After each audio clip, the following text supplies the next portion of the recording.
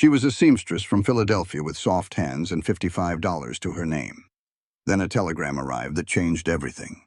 Her uncle was dead, and she'd inherited a ranch she'd never seen. When she stepped off that stagecoach, the lawyer took one look at her city dress and told her the truth. The ranch was drowning in debt, the cattle were starving, and she had no idea how to survive. "Sell it," he said. "Go home before this valley kills you." But Clara had nothing to go back to. So she stayed. The neighbor, a hard man named Ethan Hale, rode up and told her straight, "You're going to die out here." He wasn't being cruel. He was stating a fact. She couldn't ride a horse, couldn't mend a fence, couldn't tell a sick cow from a healthy one. So why did this man, who expected her to fail, start showing up every morning at 6 to teach her how to survive? And what happens when a blizzard hits? Her cattle scatter into the storm, and she has to choose between playing it safe or risking everything she has left. This story proves that survival isn't about being the strongest or the smartest. It's about flat-out refusing to quit. It's about turning fear into grit and choosing to fight even when everyone expects you to fail. The meaning. Clara didn't inherit just a dying ranch. She inherited the chance to become someone new. The land tested her every single day, but it also forged her into something stronger than she ever imagined. If this story speaks to your soul, drop a comment and tell me. Have you ever had to prove yourself when everyone counted you out? Hit subscribe so you never miss a story that matters. And if someone in your life needs to hear this today, share it with them. One story can change everything. The stagecoach ride was brutal, rattling her bones with every bump. Clara just stared out the window, watching the green of the city fade into miles and miles of brown nothing. She'd spent all 26 years of her life in Philadelphia, a place full of noise and people. This land was the opposite. It was quiet, empty, and it did not care one bit if she survived. The telegram that started it all was still in her pocket. Her Uncle Jonathan was gone. The Valley Creek Ranch was now hers. She had only met the man twice, a rough figure who smelled like the outdoors and never quite fit in. Her mother called him the wild brother who chose cows over kin. Now his wildness was her inheritance. As they got closer, a fellow passenger, a fella selling whiskey, pointed out the valley. He called it Valley Corpse. He told her the whole place was drying up and blowing away. He said the drought and sickness had run off most folks. Only the stubborn or the broke were left. Then he asked which one her uncle was. Clara quietly figured he was probably both. When the coach finally stopped, the valley looked even worse up close. It was a long scar on the earth, dotted with the ruins of failed dreams. She could spot her new home right away. It was the one that looked like a strong gust of wind might do it a favor and knock it over. The town wasn't much better. Just one muddy street with a few sad-looking buildings. As Clara stepped into the mud, she felt every eye in town on her, sizing her up and deciding she wouldn't last the week. A man in a worn-out suit walked up and introduced himself as James Mitchell, the lawyer. He didn't waste time with pleasantries. He just told her they needed to talk and that things were complicated. Complicated was putting it mildly. Inside his dusty office, Mr. Mitchell laid out the ugly truth. The ranch was drowning in debt. Her uncle had borrowed money for cattle that died, for a well that came up dry. The lawyer showed her the books full of red ink. He told her straight, the best thing she could do was sign the ranch over to the bank, take what little was left, and go home. When Clara asked how much she would get, he said maybe $50, maybe nothing at all. She had come all this way with $55 to her name, her entire life savings from sewing day and night in a factory. "What if I do not sign it?" she asked the lawyer. "What if I keep the ranch?" Mr. Mitchell looked at her like she had lost her mind. He asked if she knew a single thing about ranching, about cattle, or even how to ride a horse. She answered no to every question. He told her staying would be suicide. He said this valley kills people, that it killed her uncle, and it would kill her even faster. Clara looked at her hands, made for needles and thread, not for this hard country. She thought about the life she left behind, the miserable factory, the man who stole from her, the feeling of being trapped. Going back meant returning to nothing.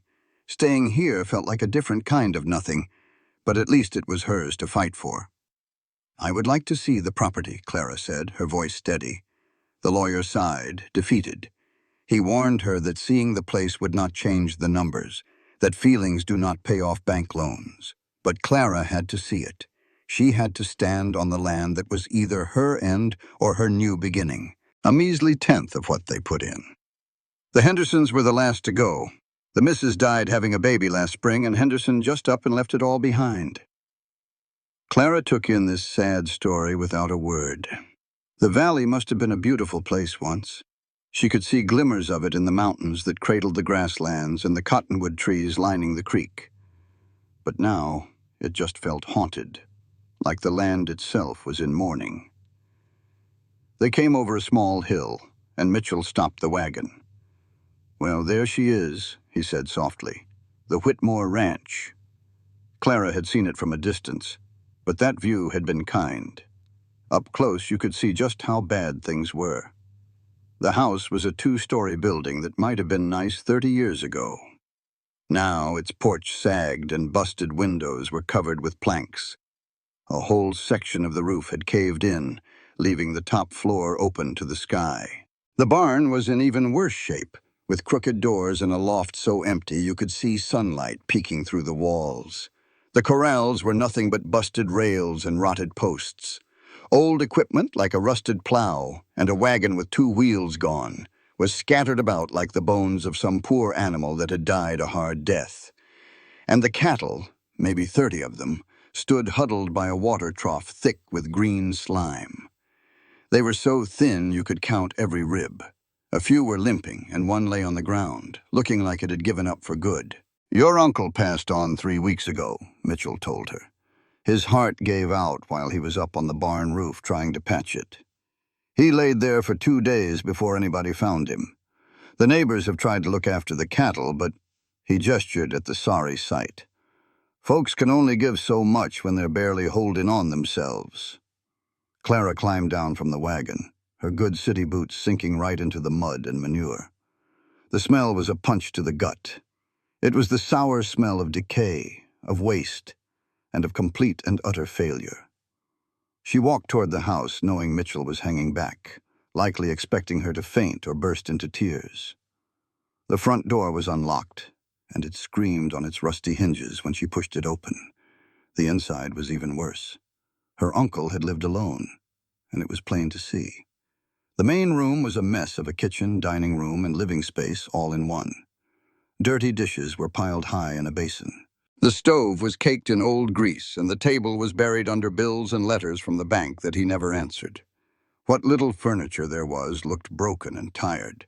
A single bed in the corner had a mattress that was now a home for mice. A trunk probably held every last thing Jonathan Whitmore owned in this world. The upstairs was a total loss. The busted roof had let in the rain and snow, ruining everything. Clara stood right in the middle of it all, trying to picture a life here. She tried to imagine how anyone could fix this place, how she could become the kind of woman who could save it. The thought wouldn't come. "I have seen enough," she said, her voice low. Mitchell looked relieved. "I will get the papers for you to sign tomorrow.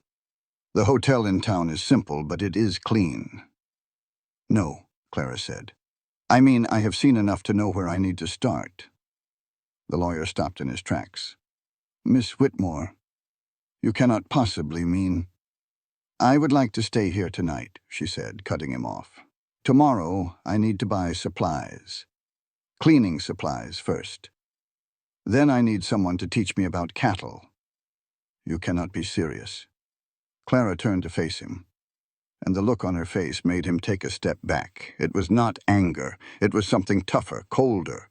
It was the look of a woman who had nothing left to lose and was not afraid of anything. "Mr. Mitchell, I have $55, no useful skills, and no idea what I'm doing. If I return to Philadelphia, I have maybe 3 months before that money is gone. And then what? Work in another factory? Live in another boarding house with strangers? Trust another man who promises everything and takes the little I have?" She shook her head. "At least here, if I fail, the failure is my own. It is my choice." Can you understand that?" Mitchell was quiet for a long time. Then he let out a heavy sigh. "Your uncle said almost the same thing to me 5 years ago, just before the drought hit. And did you tell him he was wrong?" "Yes. Staying here destroyed him." "Then I will probably be wrong too," Clara said. She glanced around the wrecked room. "But I am staying all the same." After Mitchell left, still shaking his head and certain she was a fool, Clara used the last bit of daylight to make the house livable. She found an old broom and swept out the worst of the filth. She found a working well out back, and after cranking the rusty pump for 5 minutes, water finally came out. She hauled bucket after bucket inside, heating them on the old stove. By the time it was truly dark, she had cleaned one small corner of the room. She laid her coat on the floor for a bed and used her trunk as a pillow. The sounds of the night were a world away from Philadelphia. There were no voices, no wagons, just the wind whistling through the broken boards and the scurrying of mice in the walls. Outside, a lone cow called out into a silence so deep it felt like a heavy blanket. Clara stared up through the holes in the roof at the stars and felt the true weight of her choice. She knew nothing about this life. She could not ride a horse, fix a fence, or read the sky. She had city hands in a place that would punish every mistake. And yet there was something freeing about being so completely lost. Back in Philadelphia, she was always just one disaster away from having nothing. Life was a constant scramble, and she was always afraid. Out here, the disaster had already struck. The worst had come and gone. There was no lower place to fall. The only question left was if she could climb back up. She must have fallen asleep, because the sound of hoofbeats jolted her awake. Clara sat up, confused for a moment, and saw the gray light of dawn creeping through the windows. Every bone in her body ached from the hard floor. The hoofbeats stopped right outside. Clara pulled her coat tight around herself and peered through the dirty glass. She could make out the shape of a man on horseback against the rising sun. He was a big man, broad-shouldered with a hat pulled low and a well-worn coat. He sat on his horse with an easy confidence that said he had spent his whole life in a saddle. He was just staring at the house. When Clara opened the door, his eyes snapped right to her. Even in the dim light, she could see his face was weathered by the elements, and his eyes were sizing her up like a man buying livestock. "You are the niece," he said. It was not a question. "Clara Whitmore." He gave one short nod. "Ethan Hale. I ranch the land north of here. Makes us neighbors, I suppose." His voice was rough, like he was not used to talking much. "Saw the smoke from your stove last night. Came to see if it was you or just some squatters." Clara felt a flash of irritation. And what if we had been squatters? I would have told them to clear out. This place needs it anyway. He glanced past her at the ramshackle house. And while his face did not change, she knew he was mentally listing every rotten board and broken window. "You planning on staying?" "Yes." "For how long?" "As long as it takes." Ethan Hale's gaze came back to her. And for the first time she saw something besides cold judgment in his eyes. It might have been surprise. "Do you know a single thing about ranching, Miss Whitmore? Can you ride, can you rope, mend a fence, or birth a calf?" "No." He was quiet for a long moment. Then he said very softly, "Then you are going to die out here." Something cold and heavy settled in her chest. It was not fear. This was different. It was resolve. "Maybe," she said. "But if you came all this way to tell me to give up, you have wasted a ride." I have had that talk with myself about 100 times already. The answer is still the same. In the growing light, she could see him better now. A man in his mid-30s with hands that looked like they were carved from old leather. "The cattle need feeding," he said at last. "There is hay in my barn. I will bring some over." Clara blinked. "Why would you do that?" "Because they are starving, and I do not like watching animals suffer." he said as he gathered his reins. "Do not mistake it for charity, Miss Whitmore. I am helping them, not you." "I cannot pay you." "I know." "Then why?" "Because your uncle, for all his stubborn pride, was a man who tried. That has to count for something." He turned his horse and was gone into the gray morning. Clara stood on the sagging porch, shivering in the cold, and looked out at her ranch. The cattle were stirring. The barn looked like a broken promise. Everything here was either dead or dying. Everything except for her. She went back inside and built up the fire. She had $55 and no useful skills. But going back to the slow, grinding poverty of Philadelphia was its own kind of death. At least here, if she failed, she would fail on her own terms. Through the window, she saw Ethan Hale returning, pulling a wagon loaded with hay.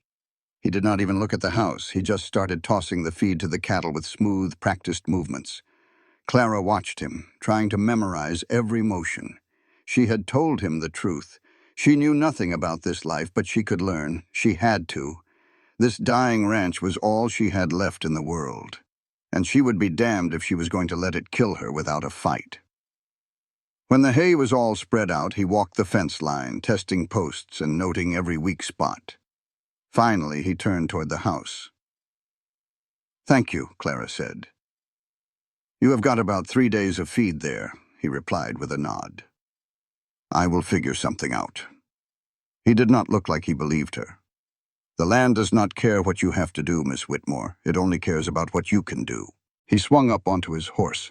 "Your fence posts are rotted through in 12 places I saw. Your water trough is contaminated. You have got at least 3 head with hoof rot, and that one by the barn probably will not make it through the week. Your barn roof is one strong wind away from collapse, and your house is not much better." The words felt like blows, but she kept her face calm. "Is that all?" "No, but it is enough for now." He turned his horse. "You should sell and leave." "I am not leaving." "Then you are a fool." "Probably," Clara agreed. "But I am a fool with a ranch."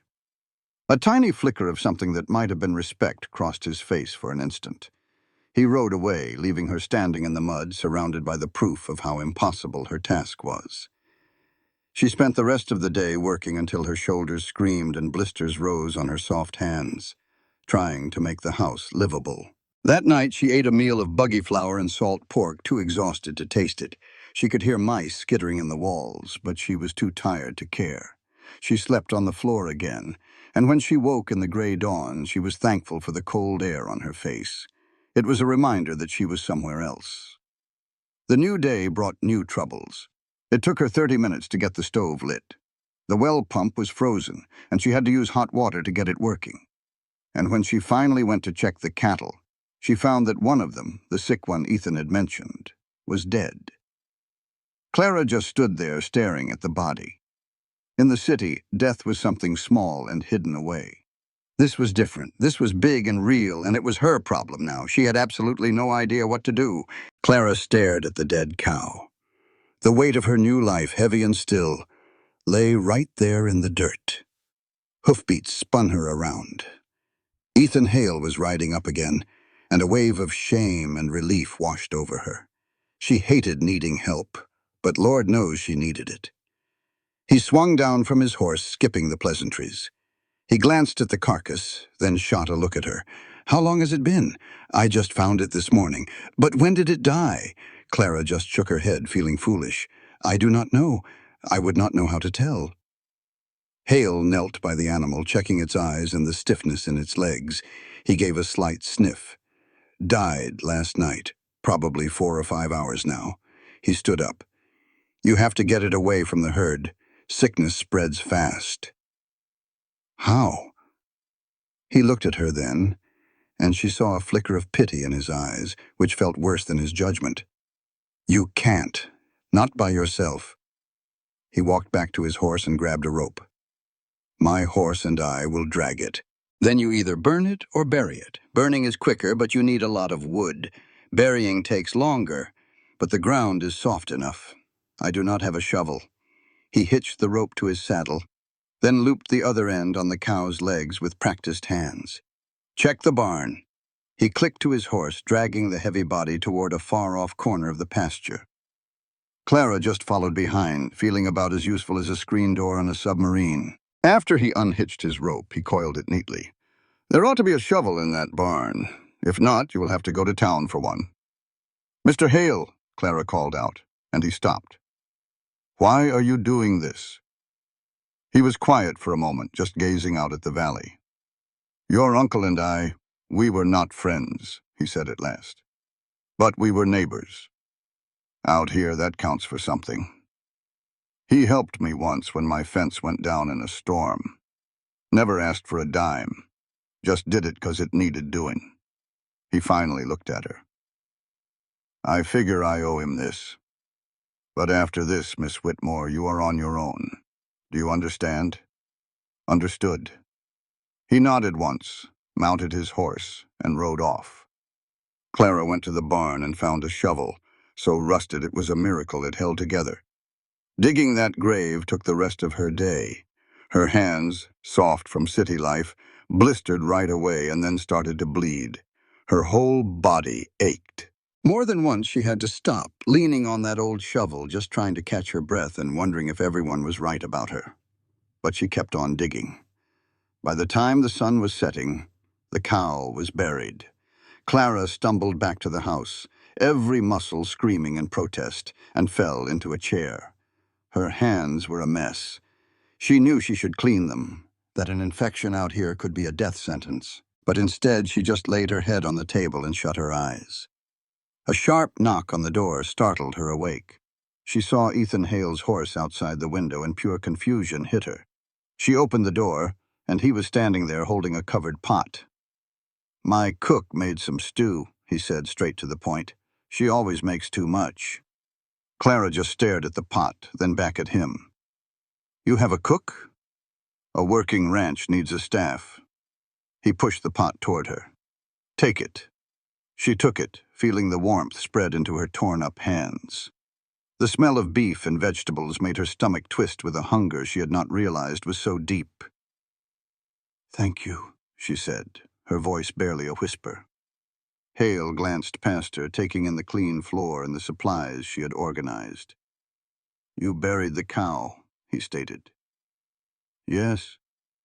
That is hard work, especially for a newcomer." She could not tell if it was a compliment or just a fact. "It needed doing." A hint of approval flashed in his eyes. "Be at my ranch tomorrow morning, 6 o'clock. "Why?" "Because if you're going to work yourself to death running this place, you might as well learn how to do it right." He started to leave, then paused. "And bring gloves. Better boots, too, if you have them." "I do not have either." Hale let out a tired sigh. "I will find you some. 6 o'clock, Miss Whitmore. Do not be late." He was gone before she could say another word, leaving her in the doorway holding a warm pot of stew. She ate that stew standing right there by the stove, too hungry to even sit down. It was the best food she had tasted in months.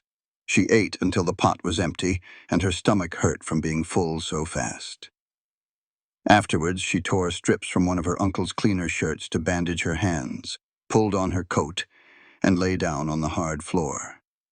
Tomorrow, she would learn how to survive. If Ethan Hale was teaching, she was going to learn. She woke up in the pitch dark, confused for a moment before lighting the lamp. The old clock said it was 4:30 in the morning. She had no idea if that was too early or too late for a rancher, but 6 o'clock was coming up fast. Clara heated some water, wincing as the soap stung her raw palms.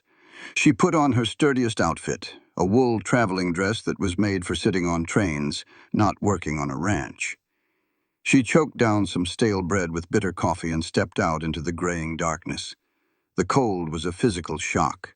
It was a sharp, biting cold, nothing like the damp winters back in Philadelphia. The 2 miles to Hale's ranch felt more like 20, especially since she did not own a horse. So she started walking. The dirt road was easy enough to follow, As she walked, the rising sun began to paint the mountains with color, showing her a harsh kind of beauty she had not noticed before. She was still about a mile away when she heard a horse behind her. It was Hale, riding his own horse and leading another. He did not seem the least bit surprised to see her on foot. "You do not have a horse?" he asked. "No. You cannot run a ranch without a horse." "I am aware." He nodded toward the horse he was leading, a calm-looking brown mare. "This is Molly. She is 20 years old and patient. You will use her while you are here." Clara stared at him. "I cannot afford—" "She is a loan, not a gift. When you leave, she comes back to me." He swung down from his saddle. "Left foot in the stirrup. Grab the horn and pull yourself up." "I am wearing a dress." "Then you will ride poorly. Find some of your uncle's pants tomorrow." He held the stirrup for her. "Come on, Miss Whitmore, we are burning daylight." Clara approached the horse as if it were a lion. Molly just turned her big dark eyes on her, looking patient. "Left foot," Hale repeated. Clara put her foot in, grabbed the horn, and tried to pull. She got about 6 inches off the ground before flopping back down. "Push with your leg, not your arms," he ordered.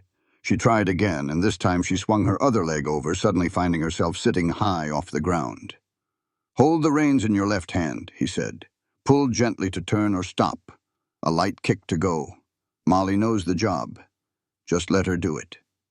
Hale got on his own horse and started off without a backwards glance.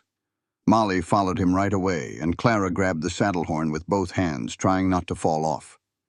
"Sit up straight," Hale called over his shoulder.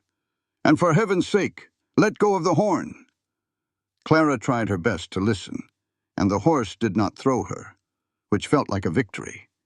When they came over a small hill, Hale's ranch came into view, and her heart sank. While her new home was falling apart, his was the picture of success.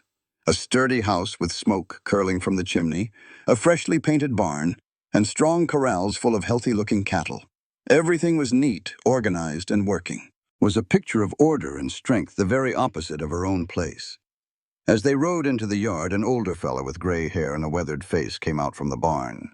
He gave Hale a nod, his curious eyes landing on Clara. "Diego, this here is Miss Whitmore from the property south of us.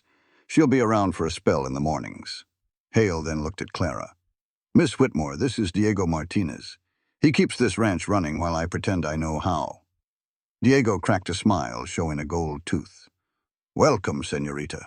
It takes a brave woman to take on the Whitmore place."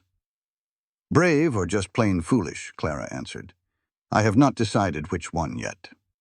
"Sometimes," Diego said wisely. "Courage is a little bit of both." Hale swung down from his horse and motioned for Clara to do the same. She managed not to fall, which felt like a small win. "First lesson," Hale began, leading her toward the barn. "The animals always come first. They eat before you do. 4. They get water before you do.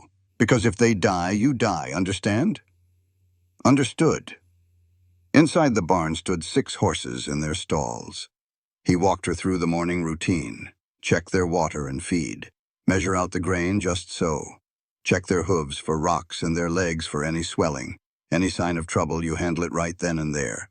He showed her on his own horse, his movements sure and practiced. Clara watched, trying to burn it all into her memory, knowing she was missing half of it. "Your turn." Clara walked toward Molly's stall with a good bit of fear. The horse nickered softly, nudging her nose toward Clara's hand. "She's just saying hello," Hale said. "Go on and pet her. She won't bite." Clara reached out a shaky hand and touched the horse's soft nose. The animal's breath was warm on her skin. She checked the water bucket and found it half empty. Hale pointed to a pump outside. She hauled the bucket out, worked the pump handle, and carried it back full. It was heavier than she thought, and water sloshed out, soaking her dress. "You'll get stronger," Hale said. "That is not meant as encouragement. It is just a fact." He had her do the whole routine 3 times. By the end, her arms were trembling and her back ached something fierce, but she was starting to feel the rhythm of the work. "Cattle are next," Hale said, leading her to the corral. "Same idea. You check on them every single day. Look for anything out of the ordinary. You have to learn to read them. He showed her the signs of sickness, like dull eyes or heavy breathing, and how to move among the herd without spooking them. Clara tried to soak it all in, knowing her life depended on it. After an hour, Hale said, "The fence. Let us ride back and you can show me the worst part." On the ride back to her property, Clara felt a little less scared on Molly's back. She showed him the section of fence where the posts leaned over and the rails were busted. Hale got down and looked it over with a careful eye. "This post is rotted out, got to be replaced. This rail here is split from the frost, and this wire is rusted through." He looked straight at her. "Do you know how to replace a post or string new wire?" She just shook her head no to each question. "Then you will learn," he said. "Tomorrow you bring your tools. I will show you one time. After that, it is on you." "Mr. Hale," Clara said slowly, "why are you doing all this? You said you owed my uncle, but this seems like a whole lot more than that." He was quiet for a long moment, looking out over the valley. "I told you we were not friends," he finally said, "and that was the truth, but I respected him. He was stubborn and proud, and he refused help even when he was drowning. Probably put him in his grave faster." He turned his gaze on her. "You remind me of him. You have that same refusal to see what is right in front of your face. The difference is he knew what he was doing and failed anyway. You do not know a blessed thing, and you will fail even faster unless somebody teaches you." "So this is just charity," she said, a little stung. "No," he snapped back. "Charity would be me fixing your fence for you. This is an education. What you do with it is your own business, but at least when you fail, it will not be because nobody offered to help you survive." Clara felt a hot anger rise up inside her. "When I fail, not if." "That is right. When?" he said, swinging back onto his horse. 6 o'clock tomorrow, Miss Whitmore. And wear some proper clothes." He rode off, leaving her standing in the mud by her broken fence. She wanted to use his words as fuel, but a part of her, the part that knew how truly lost she was, wondered if he was right. Maybe this was all impossible. She could sell the ranch and go back to Philadelphia, back to another factory job and another life she did not want. She looked at the busted fence and the sickly cattle. Then she remembered the stew Hale had brought her, and Diego calling her brave, and the soft feel of Molly's nose against her palm. Ethan Hale might think she was doomed, but he was still teaching her. Maybe she would fail, but not today. She spent the rest of the day trying to put his lessons to use. She checked her own cattle, finding two with running eyes. She did not know if it was sickness or just dust, and she had no idea how to fix it either way. She went to check the water trough and found it. Have you ever been thrown into a life you were not prepared for, where everyone expects you to fail? That was Clara's story, a city girl handed a dying Texas ranch and a mountain of debt. This is about her fight to survive, to prove everyone wrong, and to earn her place. It is a story that shows you that true grit is not about being the strongest, but about refusing to stay down. So stick with me here and let us see if she has what it takes. The water trough was just as bad as Hale had warned, covered in a slick green film. Dumping it was back-breaking work that left her breathless, but she scrubbed it clean and refilled it from the well. Seeing the cattle drink deep was the first real victory she had felt. Later, she rummaged through her uncle's old trunk and found 3 pairs of work pants. They were huge and smelled of tobacco and honest sweat. She put her sewing skills to use, taking in the waist and cuffing the legs. They were not fashionable, but they were practical. That night, her dinner of salt pork and beans felt earned. She was dead asleep before the sun was fully down and woke at 4:30 in the morning to the protests of every muscle in her body. She forced herself up into the cold darkness. The routine was slowly becoming second nature.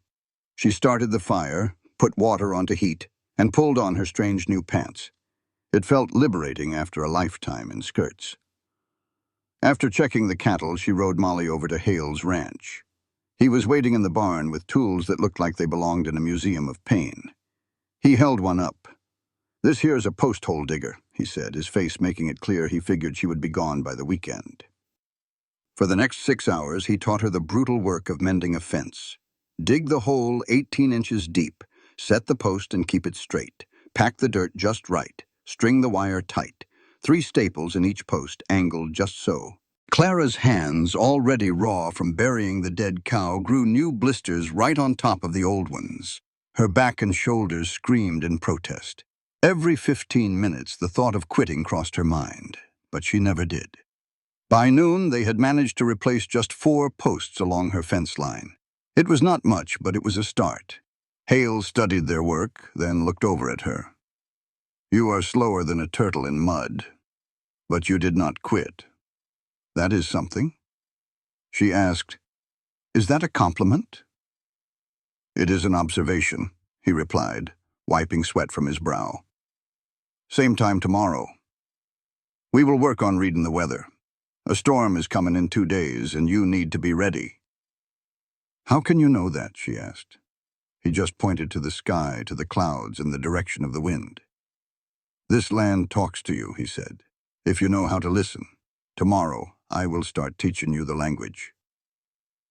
And that is how it went. Every morning at 6, Clara rode to Hale's place. He would teach her something new, from reading a cow's mood to fixing a piece of equipment. Then they would work on her ranch, fixing what they could. He never once did the work for her.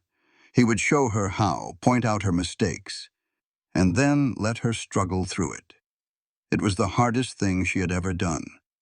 Some days she was so clumsy he would just shake his head. Some days she would ride home and fall asleep without even taking off her boots. But she was learning. She learned how a cow's tail could tell a story and how a horse's ears gave away its mood. She learned that a fence post set in rocky soil holds tighter than one in clay. She learned the sky turns a certain shade of gray right before a big snow. And she learned her own body was tougher than she ever imagined. 3 weeks later, a storm blew in, right on schedule. Hale had helped her prepare, moving the herd closer to the barn and boarding up broken windows. Then he left her to face the storm alone. The wind hit at midnight, howling like a freight train. The snow fell so thick, it erased the world. The cold seeped through the walls of the small house. Clara stayed by the stove, feeding it wood, listening to the old house groan under the pressure. She worried about the cattle, wondering if she had done enough. At dawn, the storm passed. She pushed her way through snow up to her knees to check on the animals. 2 were gone, having broken through a weak spot in the fence. The others were huddled by the barn, covered in frost, but alive. She was trying to figure out where to even start looking when Ethan Hale appeared out of the snow-covered landscape. "You lost 2, he said. It was not a question. "Yes, they probably headed south for the creek." "We will find them," he said, already turning his horse. "Well, are you coming?" They found them 3 miles away in a ravine. One had a nasty gash on its leg. Hale showed Clara how to rope the injured animal, a task that took her 6 tries. They carefully guided them back to her ranch. By the time they returned, Clara was so cold she could not feel her fingers. Hale showed her how to clean and treat the wound with a salve he had brought. "You will need to check it twice a day," he instructed. "If it gets infected, you will lose her." Clara could only nod, completely exhausted. Hale looked at her, and his expression seemed a little softer. "You should have lost more of them," he said quietly. "What you did to prepare was barely enough, but you tried. Sometimes that is what counts." It was the closest thing to praise he had ever offered. "Thank you for the help," Clara managed to say. "Neighbors help neighbors," he grunted, swinging onto his horse. "Take tomorrow off. You have earned it." He rode off, leaving Clara standing in the snow. She felt a warmth spreading in her chest that had nothing to do with the stove. The ranch was still failing, and the debts were still there. She was a long way from knowing what she was doing, but she had survived a Texas winter storm. She had saved most of her cattle. And Ethan Hale, the man who thought she would quit, was still teaching her. That had to mean something. Clara did not take a day off. She could not. The injured cow needed care, the trough needed to be cleared of snow, and that broken fence needed fixing right away. Her body begged for rest, but the ranch did not care about her feelings. 3 days later, while she was hammering in a new fence post, Ethan Hale rode up. He watched her work for a long moment. She could feel him judging her every move. Her form was better, but she was still slow. "You did not rest," he stated. Clara hammered in another staple. "Could not." "How is the injured one?" "Healing," she said. "No sign of infection." He got off his horse and inspected her fence work, testing the post. He gave a single sharp nod. "Better. You are learning." Coming from him, it felt like winning a prize. "There is a ranchers' meeting in town tonight," he said. "You ought to come." Clara stopped her work. In the 6 weeks she had been there, she had only gone to town twice, and both times she felt the whole town staring, whispering, and waiting for her to fail. "Why would I do that?" she asked. "Because you are a rancher now," he said, getting back on his horse. 7 o'clock at the church. Do not be late." He was gone before she could argue. She arrived 10 minutes before 7. The town looked even smaller and lonelier in the dark. Light and the sound of men's voices spilled from the church windows. Clara tied Molly to the hitching post and took a deep breath. She was wearing her uncle's patched pants and a coat that was too big. She knew she looked like an outsider trying to play a part. She pushed open the heavy church door and stepped inside. Every conversation stopped cold. 20 men turned and stared. She recognized a few of them. There was Diego Martinez, who gave her a kind nod. Mitchell, the lawyer, looked away. The bank manager, whose angry letters she knew by heart, was there too. And near the front stood Ethan Hale, his face giving nothing away. Bone dry. "Miss Whitmore," said a big man with a gray beard. He was Thomas Garrett, the most powerful rancher in the valley. "This is a surprise." "Mr. Hale suggested I should come," Clara said, keeping her voice as steady as she could. "Did he now?" Garrett looked over at Hale with a hint of amusement. "You fixin' to start collecting strays, Ethan?" "I invited a neighbor to a ranchers' meeting," Hale said, his voice flat. "Last I heard, she owns ranch land. That makes her a rancher." "Owning land and being a rancher are two different things," another man sneered. Clara disliked him right away. "My money says she's gone before the spring." "Then you're about to lose your money," Clara said, the words popping out before she could stop them. The room got real quiet.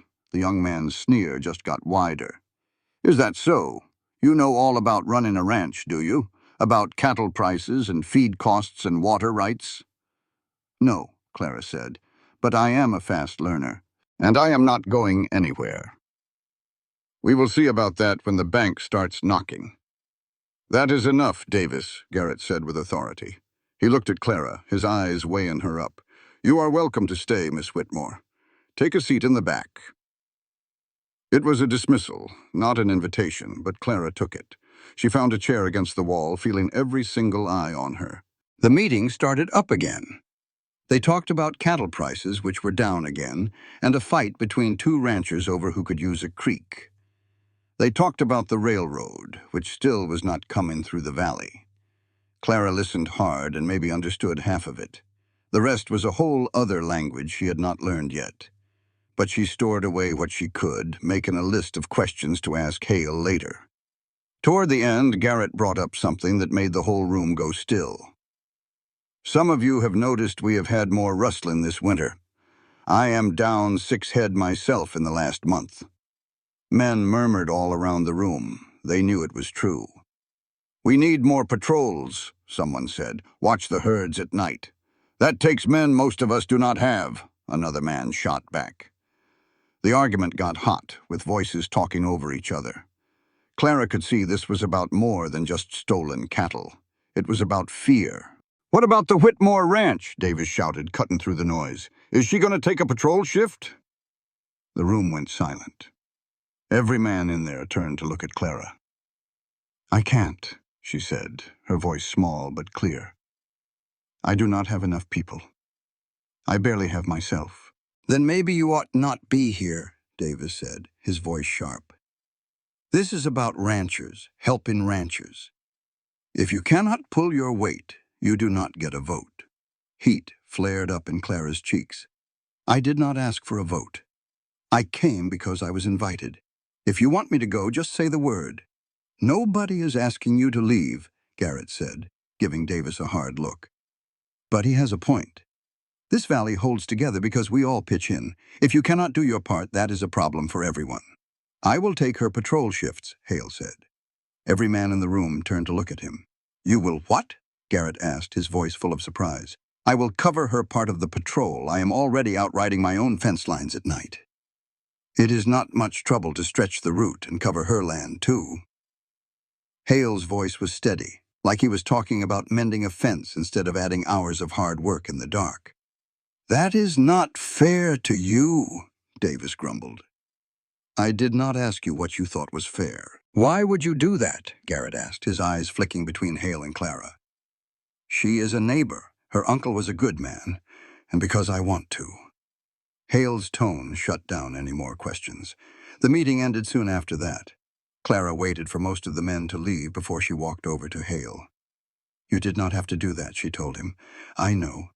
I do not need you fighting my battles for me. I was not fighting your battle. I was shutting Davis up before he took over the whole meeting with the sound of his own voice. Hale pulled on his gloves.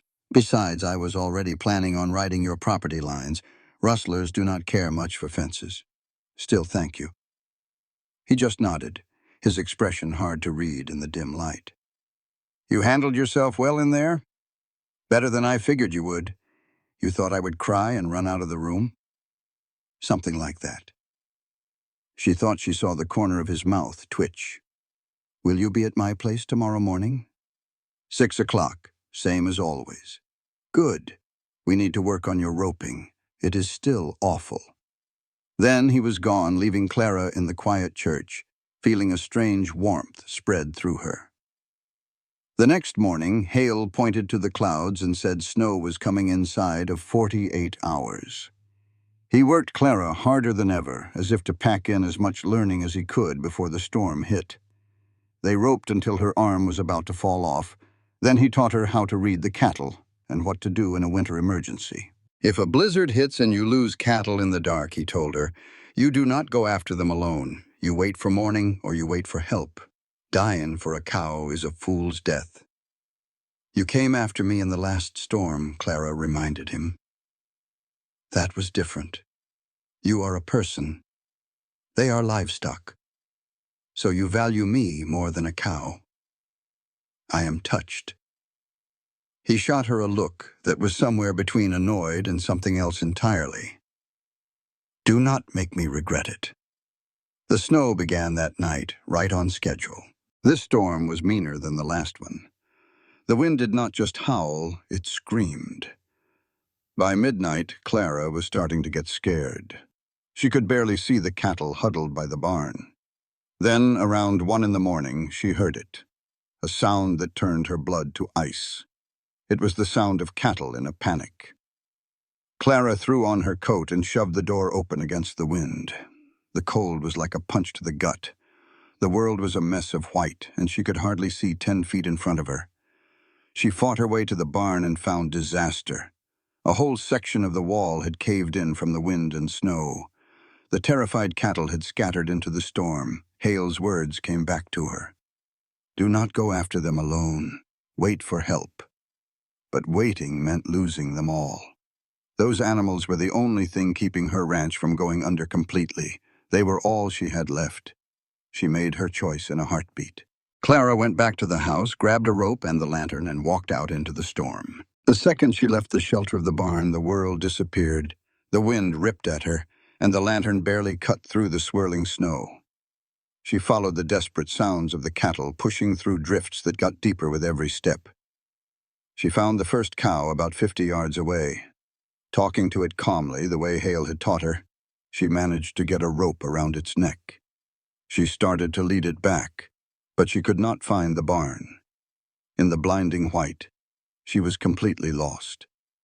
Panic, cold and sharp, rose in her chest. She picked a direction and started walking, praying she was not leading them both to their deaths. After what felt like forever, she finally stumbled back to the barn, her legs shaking so bad she could hardly stand. She knew she should stay inside, she knew she should wait. But she could still hear her cattle out there, lost in the dark.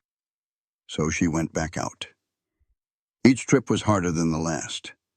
By the time she was looking for the fifth cow, she was barely moving. The cold had numbed her body and her mind. She found the animal, got the rope on it, and turned back, only to realize she was lost again. The lantern had died. She was in total darkness, with the storm screaming all around her. This is it, she thought. This is how I die. Not back east in some factory, but out here, on a ranch that never wanted me. And a strange calm settled over her. If this was the end, at least she was going down fighting. At least it was her choice. Then, through the roar of the wind, she heard hoofbeats. A rider appeared out of the white chaos, moving like a ghost through the storm. It was Ethan Hale. He pulled his horse up beside her, his face a mask of pure fury. "What in the hell are you doing?" he roared over the wind. "Saving my cattle! You are killing yourself! They are my cattle!" He swung down from his horse and grabbed her arm, his grip like iron. "The barn is 200 yards that way. Can you make it?" She was shaking too hard to speak, so she just nodded. "Then get moving. I will bring the cow." He took the rope from her frozen fingers, pushed her up onto his horse, and led them through the storm. Back in the barn, he turned to her. "How many more are out there?" "I do not know. 3, maybe 4. Stay here. I am coming with you." "Like hell you are," he snapped. "They are my cattle," Clara yelled back. "My ranch, my problem. You are half frozen and you will die out there." "Then I will die trying." They stood there in the doorway, the storm raging around them. She saw the anger in his face, but underneath it she saw something else. It was fear. He was afraid for her. "Please," he said, his voice suddenly quiet. "Stay here. Let me do this." "I cannot." "Why not?" Because if she let him save her herd while she hid in the barn, she would be proving that everyone who doubted her was right all along. Quitting meant proving Davis, Mitchell, Garrett, and the whole town right. It would be her waving a white flag admitting she couldn't survive and sure wasn't a rancher. "I have to prove I belong here," she said. Hale was quiet for a spell, then he said, "You already have." She shook her head. "Not to myself." He studied her face and his look softened. "Then we'll go together. You stick close to me and do exactly as I say. If I tell you to ride back, you ride. Agreed?" She nodded. Back into the storm they went. With Hale leading, the work went faster. He had a sixth sense for it, reading signs Clara couldn't see, like tracks already filling with snow or the way cattle calls echoed in the wind. They found 2 more cows huddled together. Clara would hold one while Hale roped the other, and together they'd herd them back. The last cow gave them the most trouble. It had panicked and run nearly half a mile into rough country. They found it stuck in a gully, too tired to move. "She's not going to make it," Hale said, looking the animal over. "We ought to leave her." "No," Clara said flatly. "We are not leaving her." He looked from the cow to her. "You've got your uncle's stubborn streak, that's for sure." "All right, then." It took them 20 minutes of hard labor, pushing and pulling until the cow was free. By the time they started back, both of them were bone-tired and soaked through. Every breath of that freezing air felt like swallowing fire. They stumbled back into the barn just as a sliver of gray morning cut through the storm. Hale shoved the last cow inside and slumped against the wall, trying to catch his breath. Clara slid down beside him, shaking from the bone-deep cold. "Well, that was the dumbest stunt I've ever seen," Hale huffed. "Did we get them all?" "We did, so it was not dumb." He turned, and in the faint light she saw he was soaked, worn out, and plain mad. But there was a hint of a smile fighting to get out. "You could have died," he said. "So could you. I know my way around, and I'm learning." Clara looked him square in the eye. "You said ranchers help ranchers. You came into this mess to help me. Why is it dumb when I do the same for my own herd? Because cattle can be replaced. You cannot. The words just hung there between them. I am not special, she said softly. I am just a woman who got a dying ranch and is too bullheaded to give up. That is what makes you special, Hale told her. He stood and held out a hand. Come on. We need to get you warm before you catch your death. Clara took his hand. It was strong and warm, and he pulled her right up. They went to the house, and Hale got the fire roaring while she changed behind a blanket. When she came out, he was heating something on the stove. It is not real coffee, she admitted, just a chicory blend. It is warm. That is all that matters. They sat at her small table, drinking the awful coffee and listening as the storm outside finally started to give up. You saved them, Hale said. Every last one. That is something. We saved them. No, I just helped. You are the one who went out there. You are the one who would not quit when any sane person would have. He took another swallow of the bad coffee. Your uncle would have done the same fool thing. Is that supposed to be a compliment? It is just a fact. He put his cup down. Clara, I need to tell you something. Hearing her first name made her look up fast. He had never called her anything but Miss Whitmore. When you first showed up, he said, I figured you for a week. 2, if you were tough. I was dead certain this land would break you. He met her gaze. I was wrong. I have not made it yet. The ranch is still failing. I am still drowning in debt. But you are still here, still fighting, still refusing to quit when quitting makes all the sense in the world. He leaned in a little. Do you know what that means? That I am a fool? That you belong here? Clara felt a warmth spread through her chest that had nothing to do with the stove. The land has not accepted me. The town is still waiting for me to fail. The town does not matter. The bank does not matter. What matters is if you can look at this place and see your home, not just a whole heap of trouble. Hale stood up. I ought to get back to my own spread. But Clara, what you did tonight, that was you proving you would risk it all for this land. That is what a rancher does. He walked to the door and stopped. The spring roundup is in 6 weeks. If you can show your cattle are healthy enough to sell, you might make a dent in that debt. It is your last shot, you understand? I understand. Then we will work every morning and every evening. I will teach you all I can. The rest is on you. Thank you, Ethan. He gave a single nod and stepped out into the dying storm. Clara watched him ride away across the snow-covered land. The sun was finally breaking through, turning everything to gold. The valley, which had been so cruel just hours before, now looked beautiful. Clara looked down at her own hands. They were blistered and tough in a way they had never been in Philadelphia. She thought about the woman who had arrived here 6 weeks ago, scared and clueless. That woman was long gone. In her place was someone harder, someone who understood the sky and her animals, someone who belonged. The 6 weeks leading to the roundup were a blur of hard work. Ethan was a man of his word. He showed up every morning at 6 and every evening at 5, pushing Clara harder than she had ever been pushed. Her body changed. Muscles grew where none had been before. Her hands, once soft, became like leather. The blisters turned to calluses that let her work without a second thought. But it took more than muscle. Ethan taught her how to read the mood of a herd from a distance. He taught her how to speak to a horse, not just ride it. She learned to throw a rope, work a gate by herself, and move the herd without wearing them out. The roundup is not just about gathering your animals, he told her one evening. It is about showing you can manage them. Every rancher out here will be watching. They will judge you on how your cattle look and how they listen to you. They have already judged me, Clara said, hammering a staple into a fence post. Then this is your chance to prove them wrong, or right. He checked the tension on the wire she had just fixed.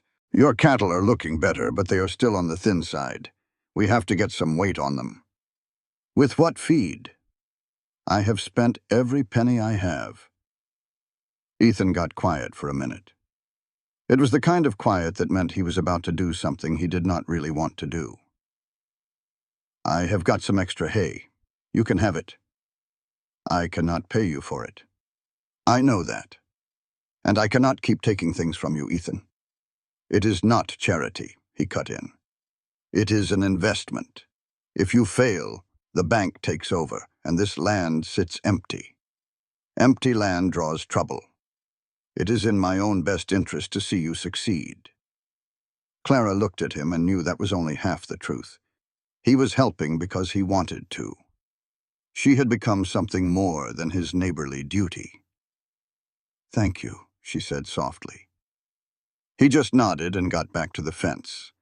That warmth bloomed in her chest again. Over the next 3 weeks, the extra hay made a real difference. Her cattle started to fill out. Their ribs were not as sharp and their coats looked healthier. It was not a miracle, but it was enough to give her a little bit of hope. She needed it because the bank sent another letter. Mitchell, the banker, delivered it himself. I tried to get you more time, he said, standing in her doorway. But they are serious. If you cannot make a big payment after the roundup, they will start the foreclosure. How big? At least half of what you owe. He showed her the number on the paper. Clara felt like she had been kicked in the gut.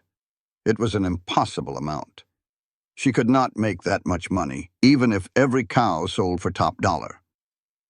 That is impossible, she whispered. I know. Mitchell actually looked sorry for her. Miss Whitmore, I admire what you have done here. But maybe it is time to face facts. You could sell the ranch to Hale, pay your debts, and still have enough to start over somewhere else. Start over doing what? I was a seamstress, Mitchell. I made $7 a week and shared a room with 3 other women. That is not a life. That is just surviving. And this is not? He asked, looking around at the rundown ranch. This is different. Here, I am building something. Back there, I was just There. Clara folded the letter from the bank. I will find a way to make the payment. How? I do not know yet, but I will. Mitchell shook his head but did not push it. After he rode off, Clara sat and stared at the number. It was impossible. She knew it. But she had faced impossible before, and she was still standing. She thought of the steep learning curve that should have buried her and the midnight cattle rescue everyone said was a fool's errand.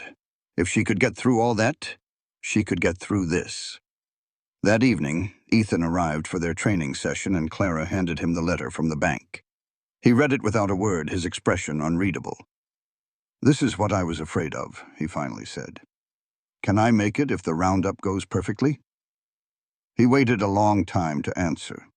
No. That one word landed like a punch. Even with top dollar for every head, you'll still be short. He gave the letter back. I'm sorry, Clara. Her fingers felt numb. So that's it. I lose. You haven't lost. You've done more with this place in 3 months than most folks could do in a year. But the numbers don't care about hard work. A cold, heavy feeling settled in her gut. She had known the odds were long, but a part of her hoped that sheer grit would be enough. It wasn't. I should just sell to you, she said, her voice flat. Get what I can before the bank takes it all. You probably should. But I don't want to. Ethan stepped closer, his voice softer than she'd ever heard it.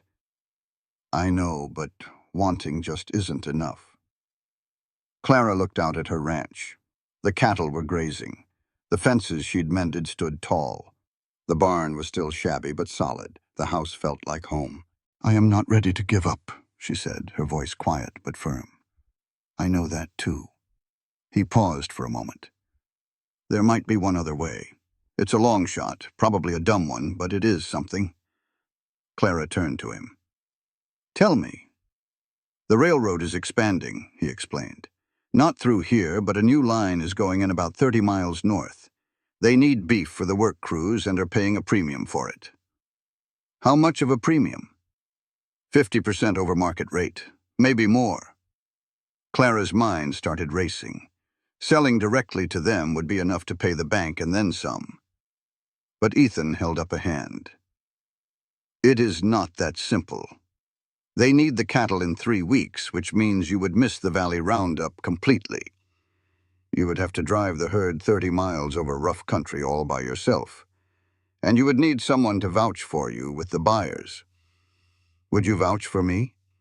I would, he said. But I can't help with the drive. The roundup is the same week, and I have my own herd to manage. Clara understood now. She would be alone, pushing 30 head of cattle through country she did not know. There were rivers, predators, and a dozen other things that could go wrong. She could lose everything. But if she made it, she would save the ranch. I'll do it, she said. Clara, you need to understand the risk. You have never done a drive like this. The land is unforgiving. You would be alone for 3, maybe 4 days. If you get into trouble, there is no one to call for help. I understand, she said. Do you? Because if you fail, the bank takes everything. You could lose your life out there. I understand, Clara repeated. What other choice do I have? I can sell to you and walk away with my pride, or I can take this one shot to save my home. Ethan looked at her for a long time. When did you get so hard-headed? I guess I inherited it from my uncle. He almost smiled. Then we have 2 weeks to get you ready. And Clara, this is going to make everything else we have done seem like a walk in the park. Those 2 weeks were the hardest of her life. Ethan pushed her relentlessly, throwing every possible problem at her. They practiced moving cattle through tight spots and across water. He taught her to navigate by the sun and the stars, drilling her on predator signs and how to make a cold camp. He even showed her how to handle a stampede. You cannot stop one, he told her. You can only try to turn it. You cannot stop a stampede head on. You can only guide it. You turn it into a circle and let the fear run itself out. Clara practiced this in the dark because trouble always comes at night. She learned to read the cattle's moods and hear the quiet signs of a building storm.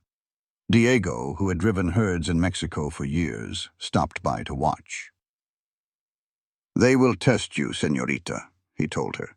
They must respect you, or they will not follow. Clara asked him how to earn it. Diego just smiled. You already have. They eat and drink because of you. They survive the winter because of you. You are their leader. You just have to believe it. Some days she almost did. Other days she felt like a fraud.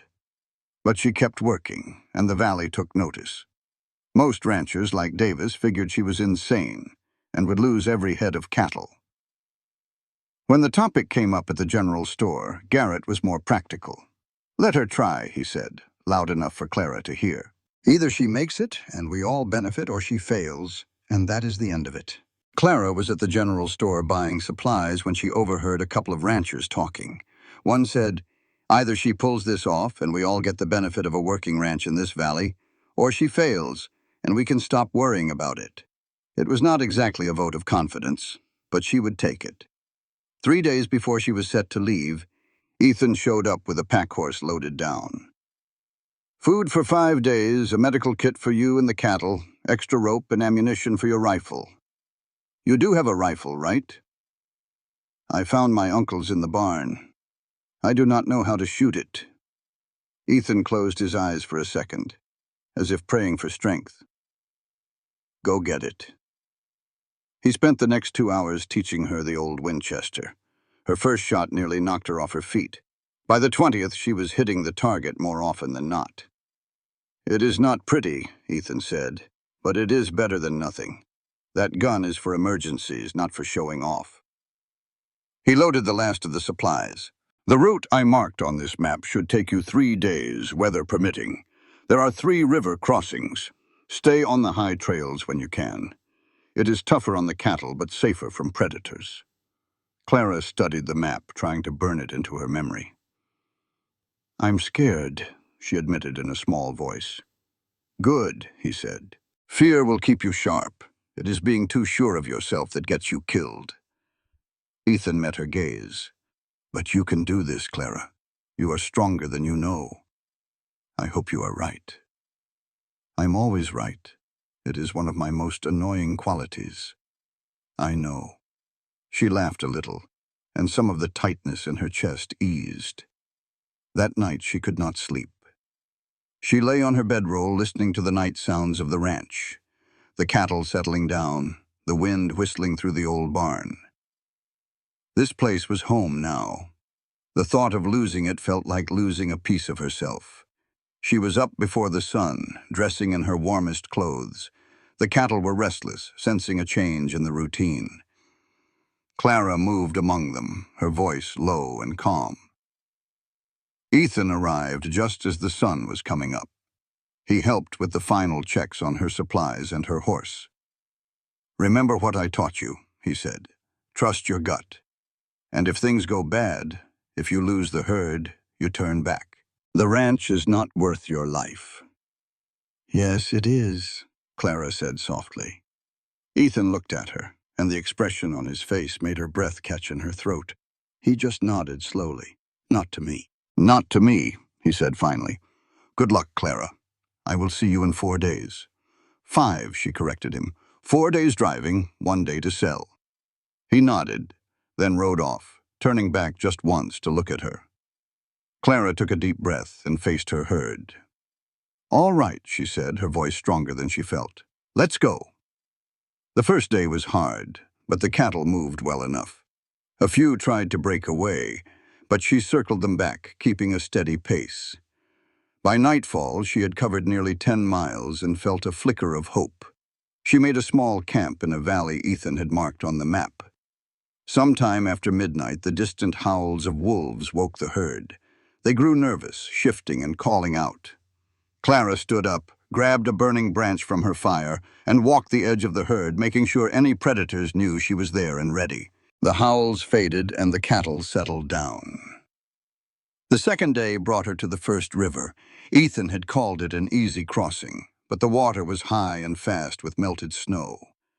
The cattle dug in their heels at the edge, refusing to cross. Clara tried everything, even riding her horse, Molly, into the current to show them it was safe. Nothing worked. Then she remembered what Diego had told her about trust.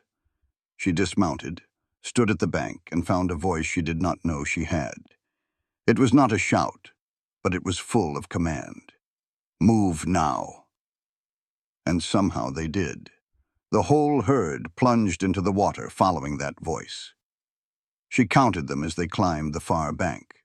29, 30, all accounted for. She rode Molly across, soaked and freezing, but grinning from ear to ear. She had done it.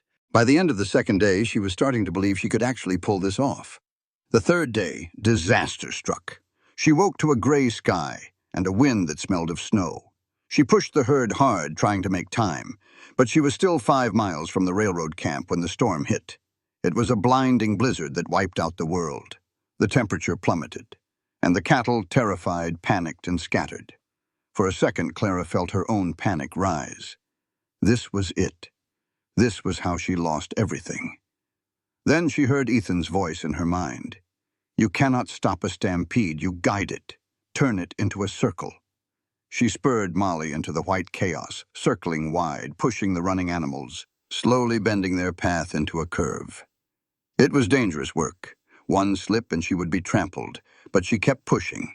And slowly, the stampede turned into a great stumbling circle, the cattle running until their fear finally wore itself out. Clara and her cattle finally stopped, a huddled mess of shivering hide and scared eyes.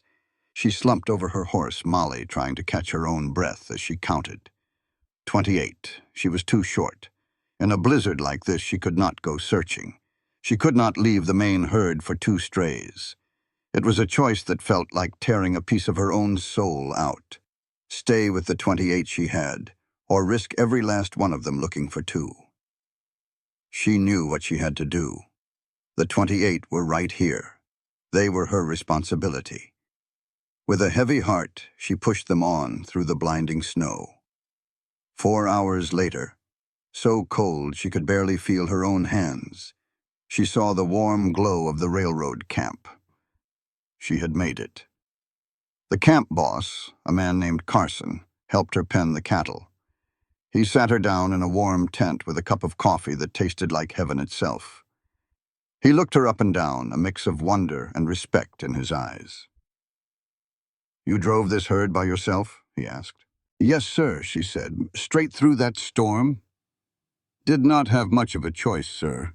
It hit me on the trail." Carson let out a low whistle. "Well, that is some real grit. I will take a look at your herd in the morning and we can talk about a price." For the first time in days, Clara let herself breathe. She had made it.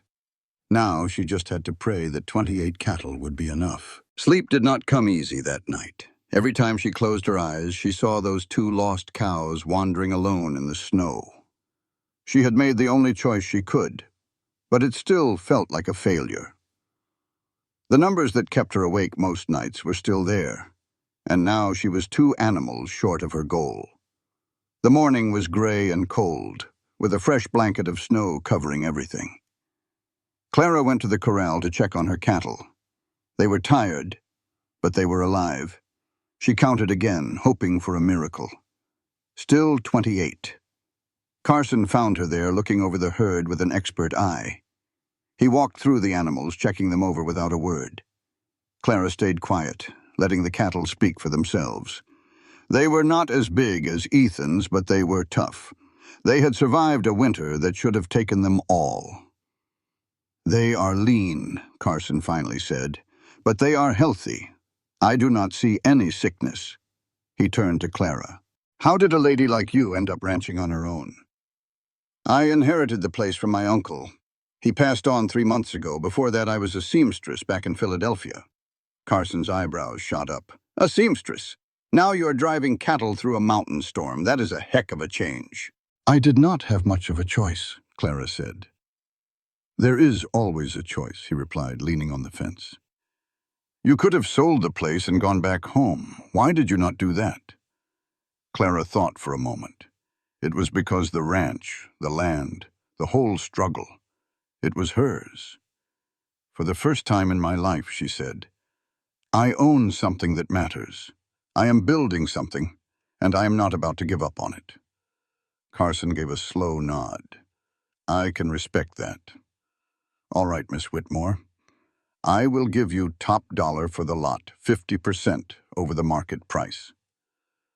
Clara did the math in her head, and her heart sank like a stone. Even with that generous price, 28 head of cattle would not be enough. She would still be short. Maybe only $100 short, but short was short. "Is something wrong?" Carson asked, seeing the look on her face. "No, sir. That is more than a fair price," she said, forcing a smile. Just as he started to walk away, he stopped. "You know, we will need beef deliveries for the next 6 months. If you can provide good cattle on time, I would be willing to draw up a contract." Clara could hardly breathe. "How often?" "Once a month. 20 to 30 head each time." "It is a hard drive," he warned her. "Not many could do what you just did." "I can manage it," Clara said, her voice shaking with hope. A contract meant a future. It meant she could stop just surviving and actually start living. "Then we will talk tomorrow," Carson said with the tip of his hat. She had done it. She had lost 2 cows and nearly froze to death. But she had done it. But first, she was still $100 short of saving her ranch. That evening, a worker came to find her. "Miss Whitmore, someone is here to see you." She followed him outside into the snow and saw Ethan Hale, his horse breathing hard from a long ride. "Ethan," she said, rushing over, "what on earth are you doing here?" He looked bone-tired as he untied something from his saddle. It was her 2 lost cows. Clara just stared, unable to believe her eyes. "How did you—" "I followed your trail a couple of days ago just to make sure you got across that river all right," he said, rubbing his tired face. "When the storm hit, I figured you might need a hand.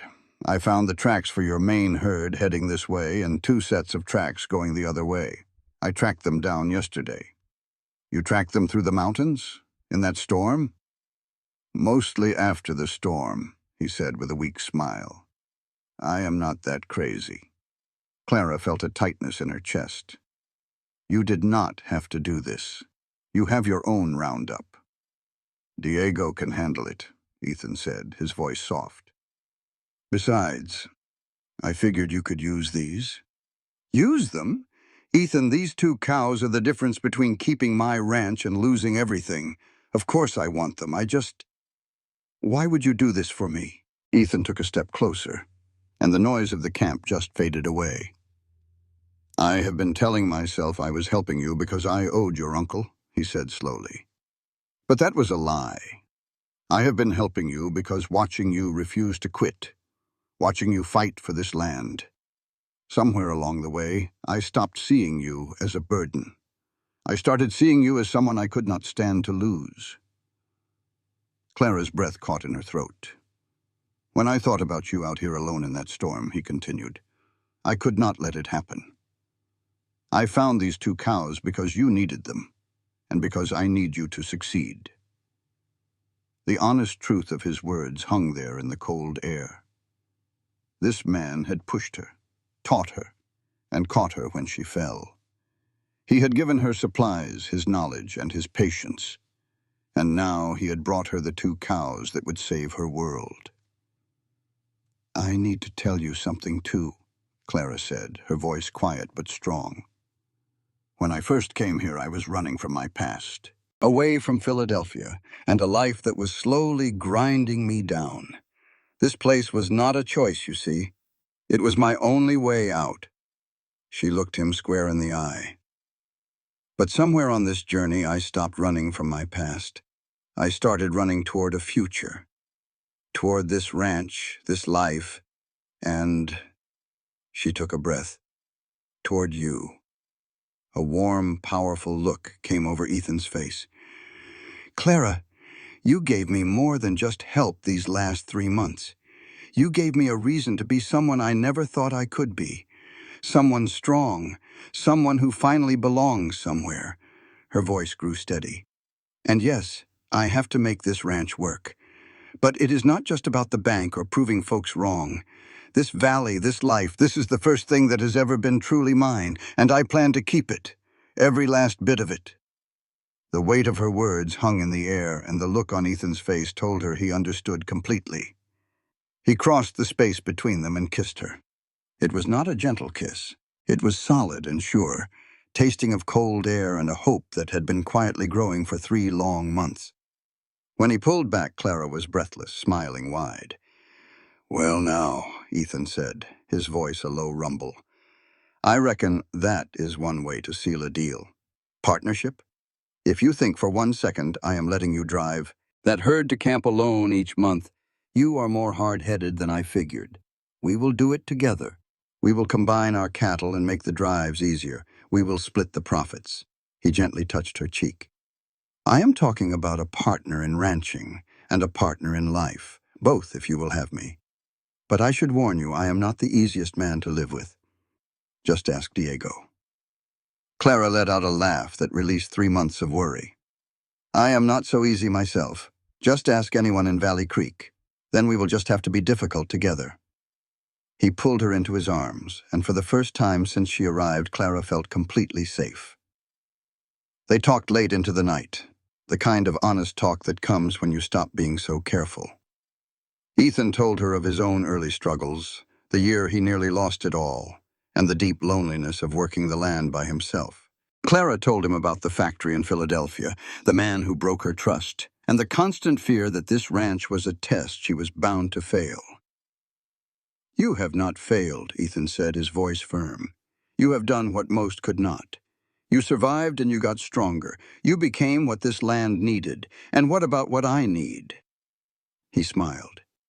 You need someone who will not try to change you. Someone who will work beside you, not above you. He took her hand in his. I can be that man, Clara. She squeezed, his hand feeling the rough calluses that were just like her own. I will let you. The next morning, Carson made the sale official. 30 head of cattle at a great price with a contract for deliveries every month for the next 6 months. Clara had to read the payment draft twice. It was enough to pay the bank, buy supplies for winter, fix the barn roof, and maybe even get a proper bed. "You earned this," Carson told her, handing her the draft. "Not many folks could have done what you did."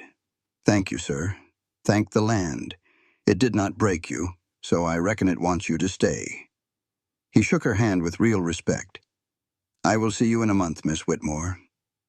They rode back to the valley side by side. The country looked different now, beautiful and sharp against a clear blue sky. Even the cold air felt clean and new. "What are you thinking about?" Ethan asked after a long, comfortable silence. "I was just remembering that first day you rode up to my place," Clara said with a smile. "You told me I was going to die out here. You sounded pretty sure of yourself." "I was wrong. It happens from time to time." "Only from time to time?" He reached over, taking her hand. "I am mighty glad I was wrong. This valley needs someone like you. Someone who is too stubborn to give up. The valley or you. Both." They rode on, and Clara thought about the woman who had stepped off that stagecoach 3 months ago. That woman was scared and desperate. She would not even recognize the person Clara was now, toughened by the weather, confident on her horse, and at home in the mountains. But Clara knew that old self was still inside her. The fear had pushed her here, and the determination had kept her going. The hope inside her had simply refused to die. She had not disappeared. She had been reborn. When they reached the ridge overlooking the valley, Clara saw her ranch in a new light. It was still rough around the edges. The barn needed work and the fences were a mess. But it was hers, and it had survived. The town's reaction was a mixed bag. Friends like Diego were truly happy for her. Others, like Davis, were sour because they had bet against her and lost. Garrett, however, just nodded when they told him the news. "You proved something out there," he said. "Not sure what to call it, but it is something this valley respects." "So, does that mean I'm a rancher now?" Clara asked. Garrett finally smiled. "I would say so. You have earned your place here." Mitchell, the fella at the bank, looked plain shocked when Clara settled a big piece of her debt.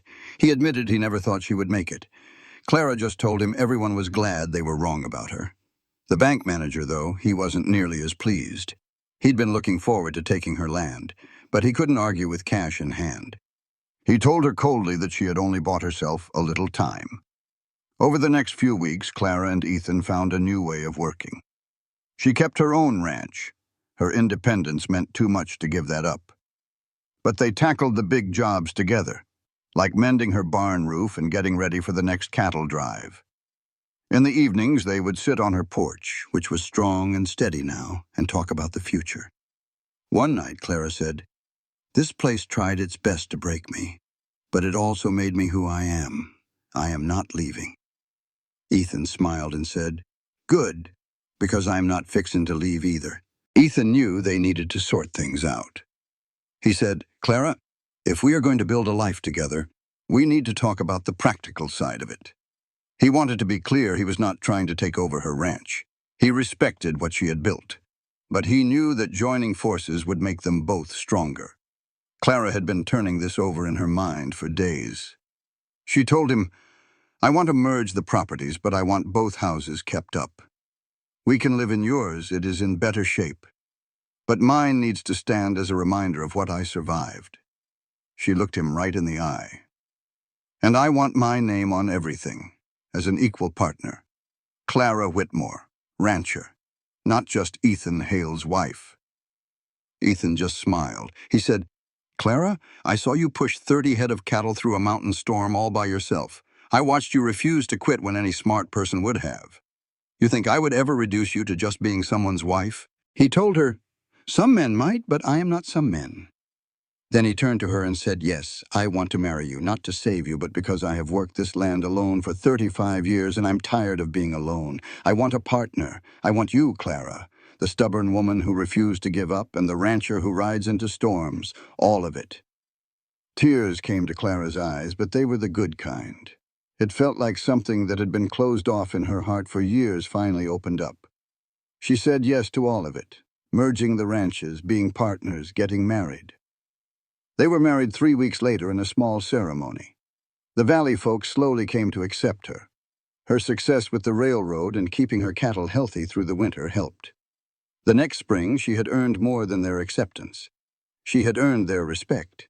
Even old Davis, who never quite forgave her for proving him wrong, stopped making his sour comments.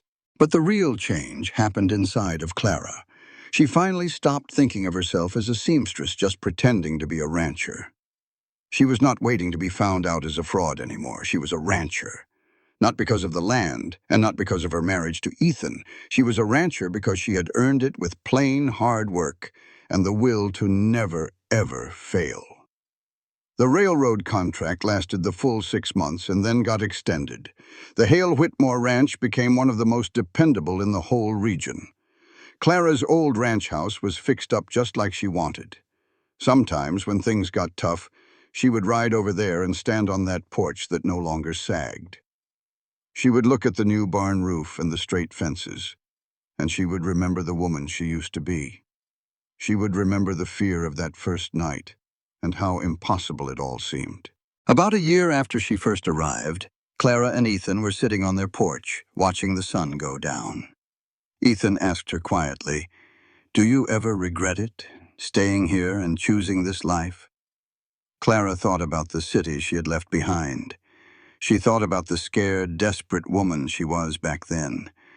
"No," she said, her voice firm. "This land tested me every single day.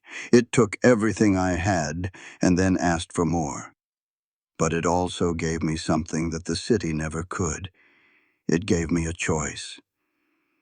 She leaned against him. "Back there, I was just trying to survive.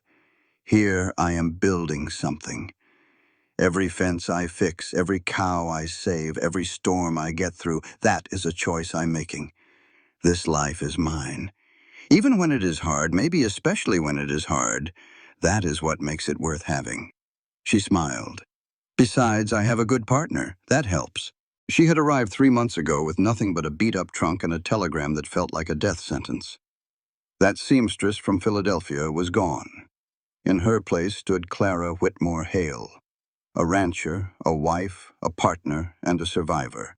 She belonged to this land because she had earned her place on it.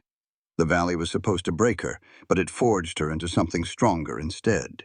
The inheritance she never wanted turned into the life she would choose every single day. She understood then that survival was not about being the strongest or the smartest. It was about flat-out refusing to quit. It was about turning fear into grit. The land had not spared her. It had tested her, and she had passed. She was home. She had inherited a dying farm, and a quiet cowboy next door had helped change her luck. But the real change, the one that truly mattered, was the one she had made in herself, and that was a legacy worth keeping. This content was carefully researched, developed, and manually edited by our team to deliver meaningful stories with valuable life lessons. Every narrative is crafted to entertain, inspire, and empower our audience. We believe that great stories can change lives, and we are committed to bringing you content that matters. Thank you for being part of our community.